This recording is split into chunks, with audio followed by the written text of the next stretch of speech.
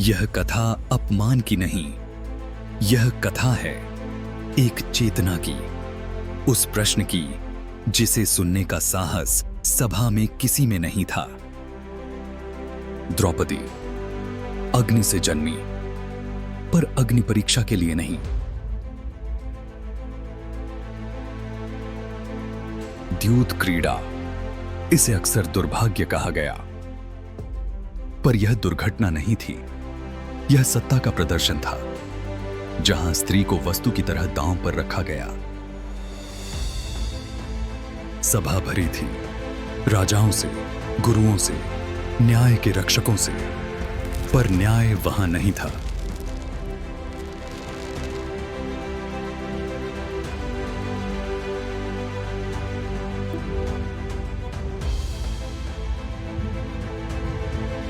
यदि युधिष्ठिर स्वयं को हार चुके थे तो मुझे दांव पर रखने का अधिकार किसे था?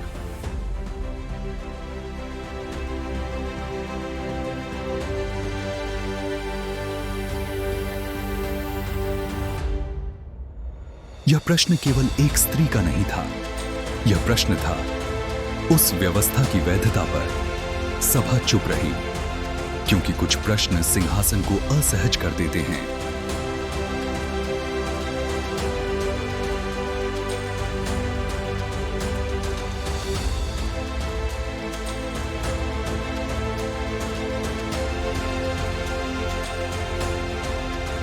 द्रौपदी का धर्म क्रोध से नहीं जन्मा, वह संतुलन से उपजा था।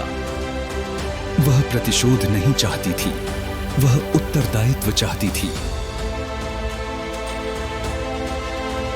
यदि आज मैं चुप रहूं तो कल हर स्त्री की चुप्पी मेरी होगी। उसका दुख निजी था, पर उसका प्रश्न सार्वभौमिक। उसकी पुकार एक घटना के विरुद्ध नहीं थी, वह उस समाज के विरुद्ध थी जो स्त्री को सुनना भूल चुका था।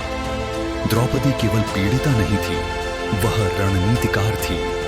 वह जानती थी कब बोलना है और कब मौन को हथियार बनाना है।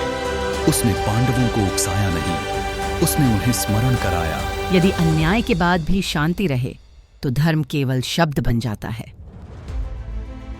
उसकी शक्ति तलवार में नहीं थी, वह दृष्टि में थी। वह नेतृत्व कर रही थी बिना सिंहासन के। वह हमें सिखाती है सहनशीलता और सहमति एक नहीं होती। कुरुक्षेत्र केवल महत्वाकांक्षा से नहीं जला, वह जला एक स्त्री के अपमान से। द्रौपदी ने युद्ध नहीं मांगा, पर अन्याय को स्वीकार भी नहीं किया। और जब अन्याय स्वीकार नहीं किया जाता, इतिहास दिशा बदलता है।